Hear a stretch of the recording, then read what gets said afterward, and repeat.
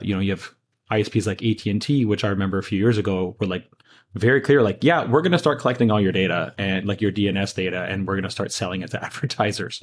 And there was at least a minor uproar, but that's the default for lots of people. Like they get their modem up and running, they get connected, and they just go about their business instead of thinking about, oh, like Cox or Rogers up here or whoever is collecting this data could be selling it to advertisers. And it's just general everyday browsing data. So like, are you taking steps yourself to help protect against those sorts of things? First of all, I kind of want to separate two thought processes here that are occurring. So when we talk about, first of all, we bring in the idea of the mission of Orchid and the reason why I think that pretty much everyone at Orchid is working on this project. And we talk about to build an open, unrestricted internet and decentralized platform like that.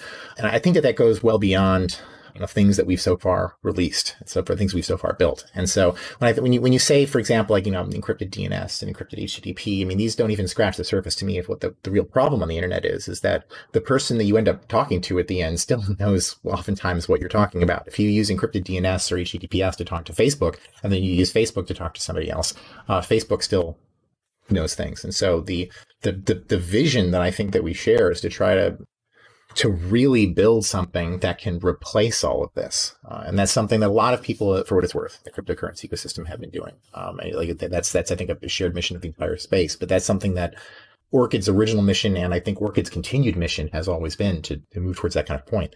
As far as something very, very local like that, alternative DNS, I mean, I think that there are trade-offs you have to consider. So if you merely use an alternative third-party DNS service, I mean, in some sense, you're just changing who has access to your data.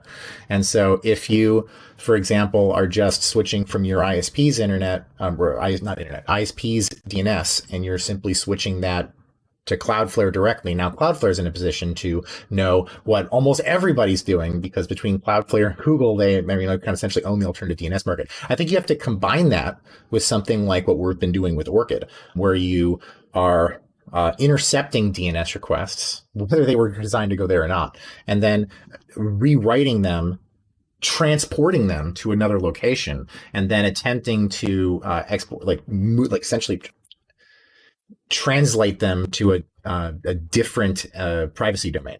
So, I mean, I think the big thing you can do with DNS isn't quite as much about using alternative DNS server, even if you continue to use your ISP's DNS, but you use your ISP's DNS as if you were coming from somewhere in North Dakota. That is a big difference from using your ISP's DNS from your computer. And so I hesitate a bit with the premise and combine whether it's looking at it from kind of what we kind of have been wanting to do as with our lives and with this vehicle of Orchid, and whether it's what we've been kind of working on as a public product at this time. So, okay, no,